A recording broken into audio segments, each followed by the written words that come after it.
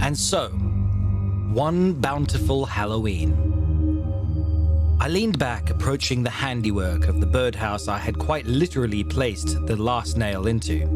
My eyes, squinting into the late October glow of an orange-yellow sunset, followed the horizon to the apple tree planted directly out front of my farmhouse. I spit one leftover nail into the wooden porch deck, and as I meandered down the front steps and over to the broad tree draping the birdhouse on one of its branches. Sorry, I've got a bit of a frog in my throat. You'd never know it was an apple tree unless I pointed it out. The poor thing had been barren for months, and I feared one more harsh winter would be the end of it. It was sometimes a painful memory to look at that tree. My late wife Marge and I planted it decades ago. We'd always pick the freshest fruit from it, picnic in the shadow of its branches, and enjoy some of her sweet apple pies. She always made the best pies. But now, the tree was dying.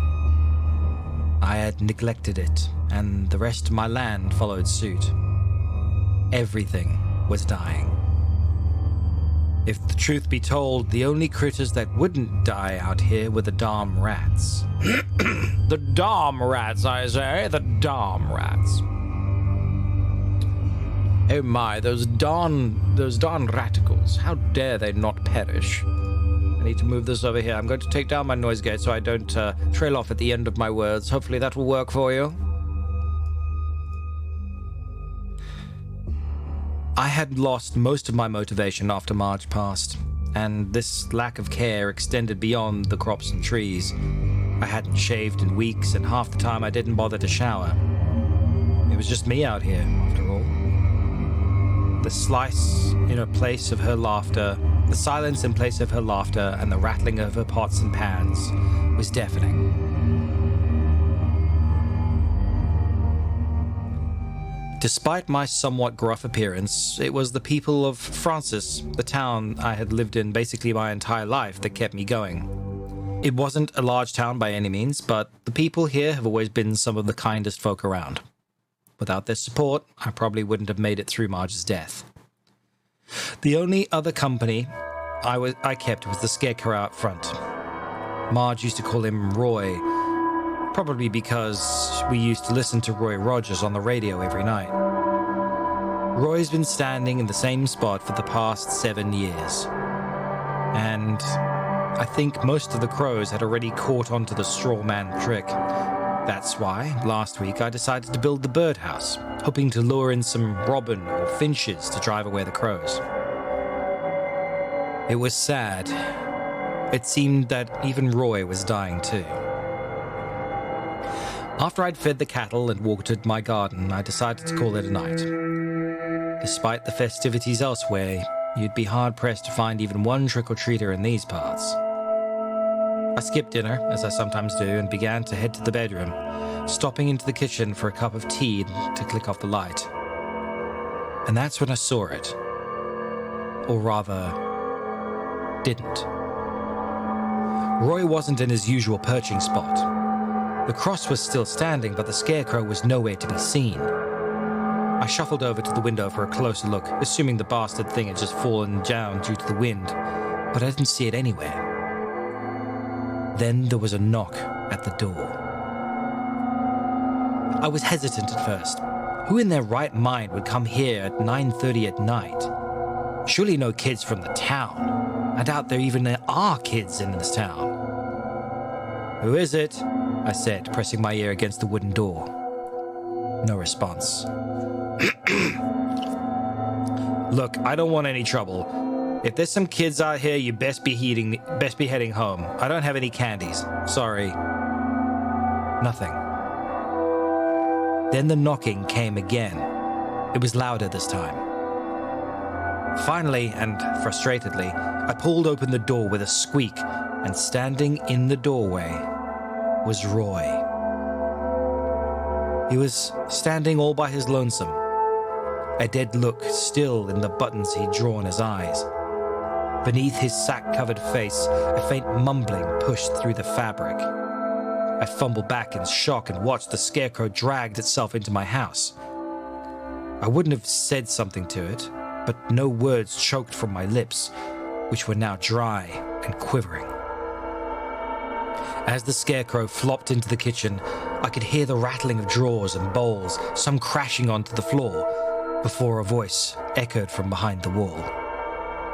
"Ah, much better," it said in a relieved, raspy tone as the muffled, hobbling sound of straw-filled legs pattering across the wooden flooring approached the doorway. In stepped the scarecrow, the stitching on its mouth now cut open by one of Marge's kitchen knives. Its mouth formed into some sort of smile. As it stepped closer, I stepped away. "I thought this would be a familiar and more comfortable form to approach you with, Peter." The thing looked at me like a book with those black button eyes. It could tell I was panicked. "There's no need to be afraid. But I guess this form was a bit anomalous.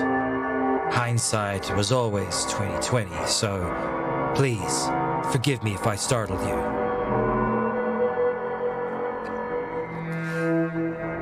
The scarecrow hobbled back into the kitchen, and after but a moment, a familiar face emerged holding a cup of tea. I must have cried before becoming hostilely angry. It was Marge. I recognized her in the instant we locked eyes. Something within me brought me to tears, but I hastily snapped from my loving gaze, wiping a tear from my face. That wasn't my wife. "You aren't my wife," I sternly said. Whatever was wearing my wife's face couldn't hide its regret, now plastered across its face. "Oh, that's just great. I always try to keep from scaring people, but it seems my efforts, I always become more frightening," it said in my wife's voice.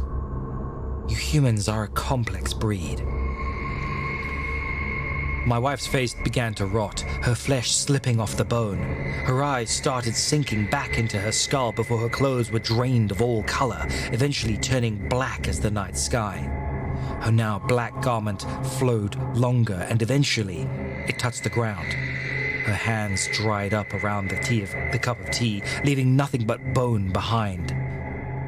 And that's when the true nature of the presence made itself known. It was the Reaper. My back hit the wall as I shook in my boots. I didn't believe that this thing even existed, but here it was, standing in my living room. It was difficult to get a good look at it, but it was the Reaper. A skeleton shrouded in a dark robe, now holding a scythe that touched the ground. I tried to make eye contact with it, at least where eyes should be, but even looking at the face of death played painful tricks in my head, which was already throbbing in its presence. Forgive me, mine child. Thou may find it most difficult to look upon this form. I mean not frighten thou, but now, as thou can seeth, I am he thou call Death. The figure's voice was deep, rattling my bones and echoing in my mind. It must have noticed my discomfort as my back was still firmly pressed against the wall.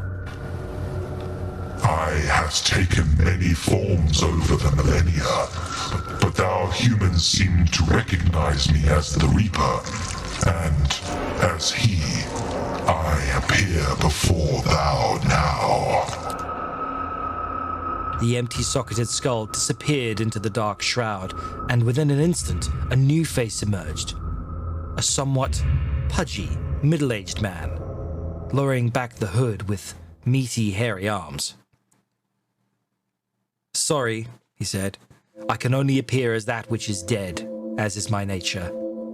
The dead grass and your scarecrow worked quite well, as did your late wife, but those seemed most burdensome to you."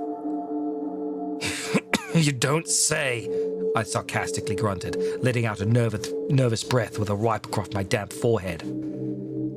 "Hopefully this form is more palatable to you," he said, handing me a cup of tea as I shuddered. "This face is was that of a 37-year-old by the name of Jim Johnson. Jim was a risk analyst. A risk analyst. You know, those guys that do background checks before you get your insurance. Funny enough, poor Jimmy died because he failed to background check his own girlfriend. A somewhat sociopathic little lady with a background including battery and grand larceny. Both of those charges from a previous relationship where she mutilated her ex-boyfriend after overhearing him talk to his sister. He stopped. Noting I wasn't listening due to my trembling, my eyes were constantly shifting to the front door. Forgive my rambling, I do love a good irony. Now, on to why I'm here. Why did you take Marge? I grunted, puffing my chest, even though I knew this Reaper was in no way intimidated by me. It was silent for a moment, probably grasping at straws within its head. There are things that are beyond that which man should know. Why the sun rises and sets, why the birds fly in the heavens. Why the Reaper must harvest the living. Your wife was but one of many taken that day. 155,142 to be precise. Her death was not personal, I assure you, but rather part of a bigger plan. That which neither you nor I can see. My only purpose is to collect those who have been selected, harvest the ripened crops. How the wheat is separated from the chaff is not my duty, nor is it my duty to select or ripen the crops. But you took her. You could have let her live. No! It spoke. I cannot tamper with the harvest. Many have tried to interfere, but their efforts were in vain. How? I said. The pudgy man's face, or whatever was beneath it, dryly chuckled to itself. You humans are so strange with your fascinations and celebrations. Tonight, for example, has always been somewhat of an honorary birthday for me, I suppose. It's your birthday? I asked, confusion now spread across my face as I took a sip from the cup. Heavens, no. But surely if they can celebrate the birth of the Nazarene in December, they can observe my presence in October. Your presence? Halloween, as you call it, has always been about me. Humans love to test that which they do not understand. Before your generation, the Samhain was offered up as a night for me. Some even thought they could bribe the Reaper, offering their livestock, their children, to stop the harvest. What do you want? I said. You gonna kill me?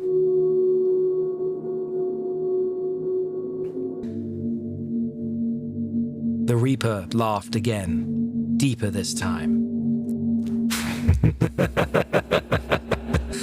You would think that, wouldn't you? After all, why else would the Grim Reaper come knocking at your door? I stared like a deer in the headlights of death. It continued to laugh, this time at me. Forgive me, Peter.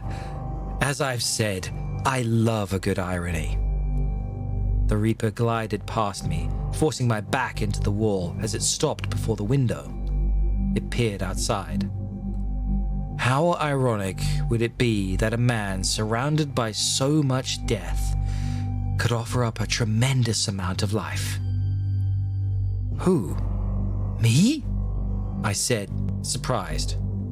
It nodded, and as it turned back toward me. Marge's poor apple tree, it said, shaking its head. It's withered and dying, just like you. I suppose I could have harvested you tonight, but that wasn't my intention. I'm here to spare a lot of people through you, Peter. I don't understand, I muttered, gripping the wooden table in the corner of the room. The Reaper glided closer to me until it noticed my trembling. If I wouldn't have come here tonight, what would have happened? I shook my head in confusion, lifting up the cup of sour tea to my dry lips, taking a sip. You would have gone to bed, probably for but a few small hours before waking in a hot sweat. You'd pour yourself some of your nightly tea and step out onto your porch. But you would have forgotten the nail that you spat onto it. Remember? The Reaper raised a skeletal hand, pinching the nail I had clenched in my mouth an hour or so earlier. You would have stepped onto this. It would have hurt like hell, but you wouldn't have gone to the doctor, would you have? I began to contemplate the scenario in my mind. Of course you wouldn't have, Peter. The Reaper pointed to my scruffy, unkempt face. You stopped caring about yourself the day Marge couldn't anymore. So why start? My brows furrowed at the Reaper in confusion. It could tell I wasn't grasping its hypothetical story. Forgive my ramblings. I assure you this all has a point. Get to it, I said sternly. If you would have stayed home, which you would have, the infected nail would have killed you, Peter. What? I said, my brows furrowed. Well, not initially. But after 3 weeks, you would have suffered from enough severe tinnitus that you would have died. Tetanus, not tinnitus, tetanus. Most extreme muscle spasming in the neck and mouth. They call it lockjaw. Wait, are you saying this would have happened? I sputtered. Well, it's rare, but in your case, yes.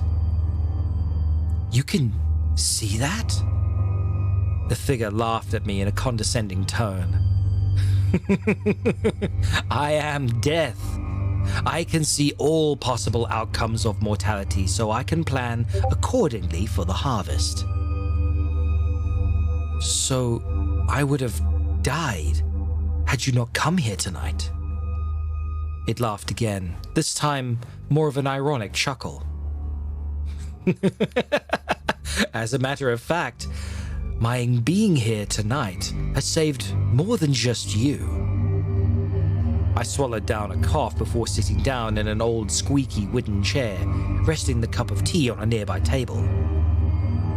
See, if you'd have died, Peter, you wouldn't have been able to send that little letter of yours. What letter? I barked, leaning forward with a creak. Oh, don't be coy. Second drawer down in the kitchen. Tell me you hadn't forgotten. I stood up, still trembling, and speedily tread to the kitchen, yanking the second drawer open. He was right. My letter to Dr. Farrow was resting atop some old cookbooks. I forgot that I'd written the damn thing in the first place. He needs it, Death said, his voice echoing from the living room. Sometimes it's remarkable what a mere scribbling of good tidings can do for the soul. I paced back into the kitchen, still clutching at the letter in my hand. After what happened to Marge, Keith, Dr. Farrow, he wasn't an adequate medical doctor. 5 years in medical school and 12 years practiced, and for what? This wouldn't have been the first time I had harvested one of his patients either. No. He's knocked on my door many times. But this time it finally dawned on him. It was as if what his father always used to say was finally spoken into existence. Which was... what? I said, now grasping at straws myself. Which was that Keith would never amount to anything. Sure, a degree gets you the title, but what good is that without natural-born talent? At least, That's what his father would say. I glanced down at the letter, reading the sorrowful etchings of his name on the envelope. He would have knocked on my door one final time. Personally, that is. Such a shame. Suicide. Out of anyone in the world, including myself, to harvest you, to be your own reaper, is another form of sorrow beyond that which most understand. You're saying he would have killed himself if I didn't send my letter, I said, the letter clasped in between my sweaty fingers. More or less. The universe works in a very cause and effect way. For example, if you'd have died, you wouldn't have sent the letter. If Dr. Farrow wouldn't have received the letter, he would have killed himself. If he would have committed suicide, his brother would have missed his second tour in the Navy for the funeral. And if that would have happened, Admiral Keaton would have died because Lieutenant Farrow wouldn't have been there to see the torpedo bomber. Wait, I said. What are you going on about? Cause and effect, Peter. Like dominoes, or It's a Wonderful Life. You've seen that film, haven't you? Actually, technically I haven't, so maybe we should watch that for, Sunday? I nodded. I know you have, Death said. You and Marge used to watch that every Christmas Eve. Death paused, looking at me, forcing my eyes to the wooden floor. Did you know that movie almost didn't happen? I mean, everybody loves Jimmy Stewart, but it wasn't for him quitting the Air Force. He wouldn't have made all those films. He would have died. Death nodded in response. You'd be amazed at what a small harvest can do. Even just the death of one person, like Marge's step-uncle, Harry.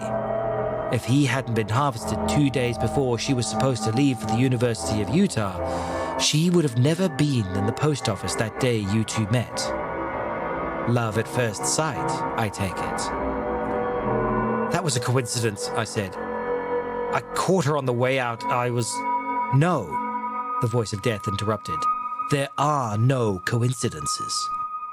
You were running late because your truck stalled on the State Road 32. You couldn't get it repaired that day because Louis, your mechanic, had a family emergency. Remember?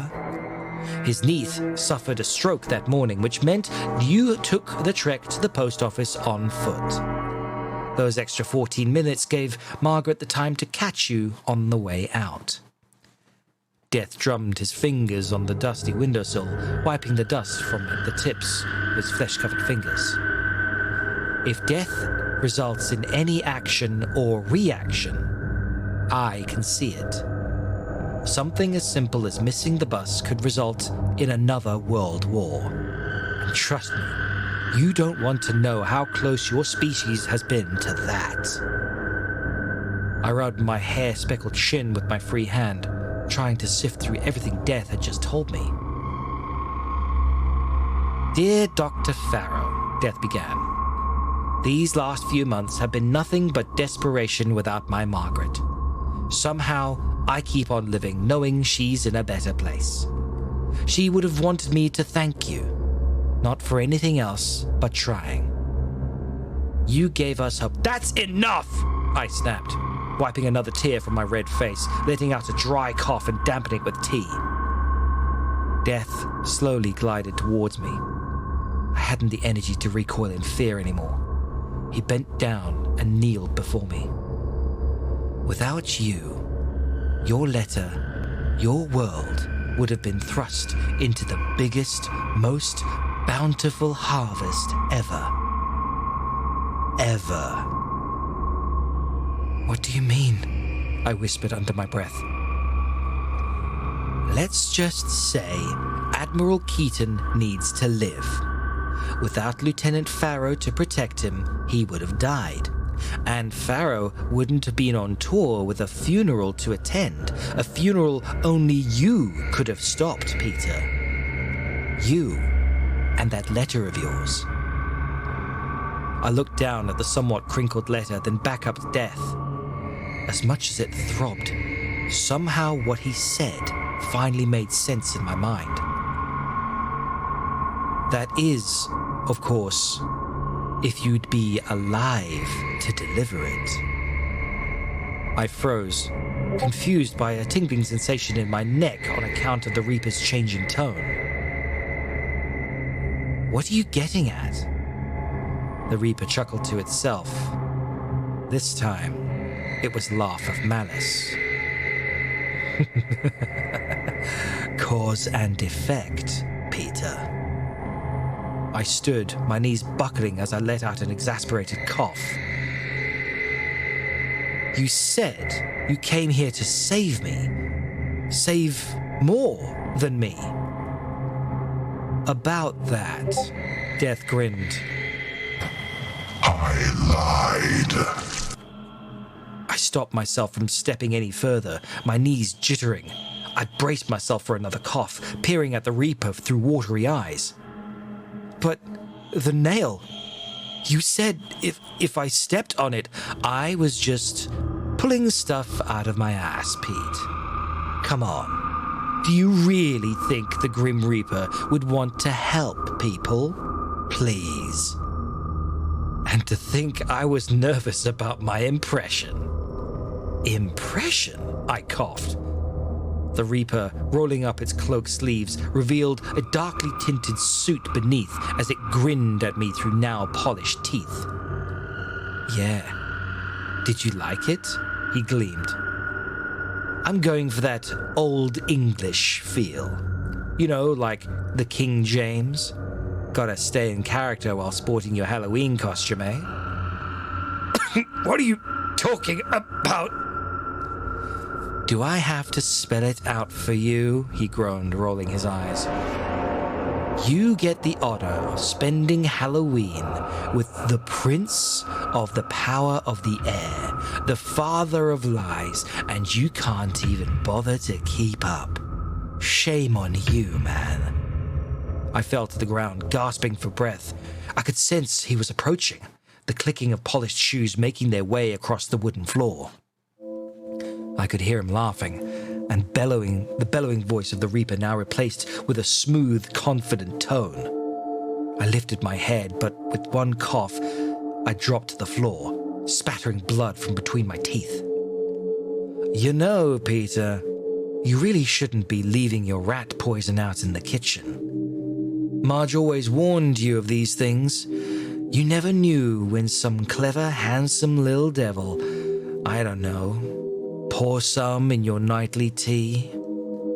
I spit more blood, mixed with the bubbling foam from my mouth onto the floor. The letter, wedged between my convulsing fingers, was yanked from my hand. I could hear it being torn open. Where was I? Oh yeah, his voice said. You gave us hope, and I know one day I'll see my blessed bride again.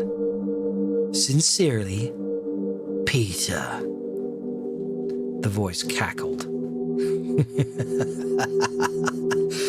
I've got good news for you, Pete. You're about to get your wish. After all, it's Halloween. Why not have a little treat with your trick? I lifted my head with the remainder of my strength. In the shadow of the glowing moonlight cast from the window, I could see a figure standing over me, adorned with horns and a proud posture. My head fell against the cold wooden floor as I tried to cry out for someone, anyone. I knew no one could hear me. With a final breath, just as the moonlight turned to blackness, I could hear one final message from the visitor, a sly wink within his voice. Happy Halloween, Peter.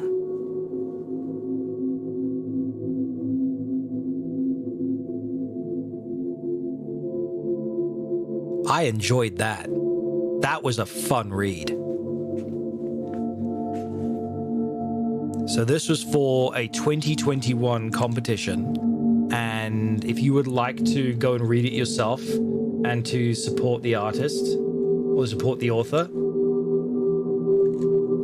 that's the link. Hopefully you really enjoyed that, because I certainly did. That was a lot of fun to read, and hopefully you enjoyed it as well. P.S. Please say that you enjoyed it. I need the confidence. Potion Master.